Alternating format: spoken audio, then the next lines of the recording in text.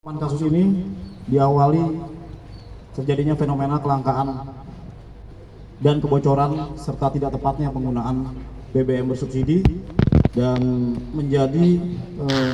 concern dari Presiden Joko Widodo untuk memberikan perhatian khusus kepada Bapak Kapolri dalam hal ini untuk memastikan dan menjamin ketersediaan bahan bakar minyak yang bersubsidi atau bahan bakar penugasan pemerintah dapat tepat sasaran dan tidak disalahgunakan oleh pihak-pihak tertentu. Untuk menindaklanjuti hal tersebut, kami dari Ditreskrim Sus Polda Banten dan Polres jajaran melakukan kegiatan penindakan dan penegakan hukum kepada penyalahgunaan atau pelaku-pelaku penyalahgunaan BBM bersubsidi yang ada di daerah hukum Polda Banten, dan kami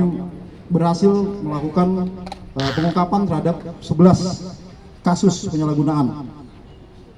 yang antara lain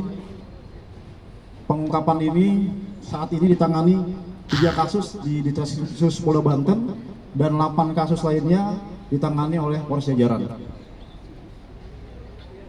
Untuk barang bukti yang berhasil disita oleh tim penyidik antara lain sebanyak 10 unit kendaraan roda 4, 7 unit kendaraan roda 2, 1 unit kendaraan roda 3, dan sebanyak 2.343 liter BBM bersubsidi jenis solar, dan sebanyak 5.471 liter BBM khusus penugasan atau jenis Pertalite,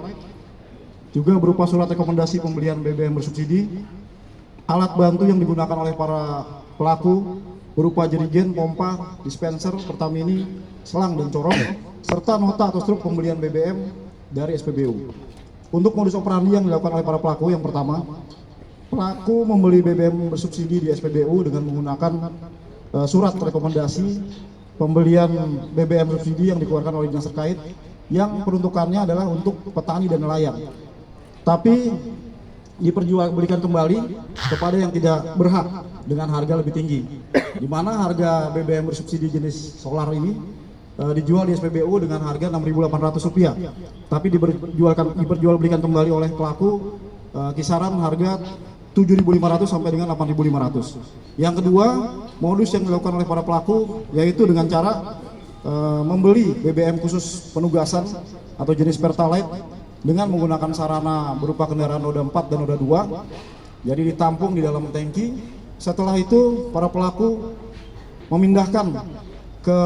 jerigen dengan cara atau dengan alat bantu berupa pompa dan selang,